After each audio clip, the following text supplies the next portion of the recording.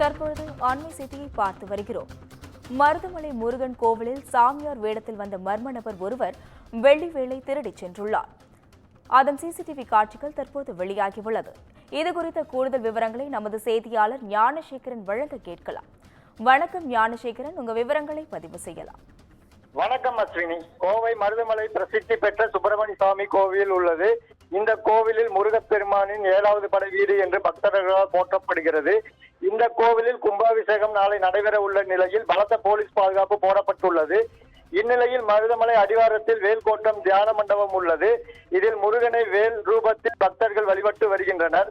இதில் மூலவருக்கு முன்பாக சுமார் 2.5 அடி வெள்ளியால் செய்யப்பட்ட சுமார் 4 லட்சம் மதிப்பிலான வேலினை நேற்று பிற்பகல் சுமார் 12 மணி அளவில் சாமியார் வேடத்தில் வந்த திருடன் எடுத்துச் செல்லும் காட்சிகள் அங்கு பொருத்தப்பட்டுள்ள சிசிடிவி கேமராவில் பதிவாகி உள்ளது.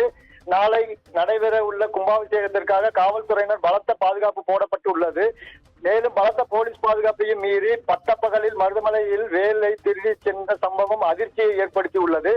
மேலும் இது குறித்து சிசிடிவி காட்சிகளை கைப்பற்றி வடவள்ளி காவல்துறையினர் வழக்கு பதிவு செய்து விசாரணை நடத்தி வருகின்றனர்.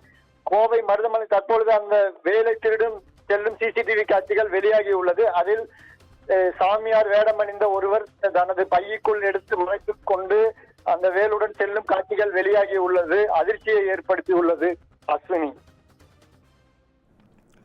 உங்களுடைய கூடுதல் விவரங்களுக்கு நன்றி ஞானசேகரன்.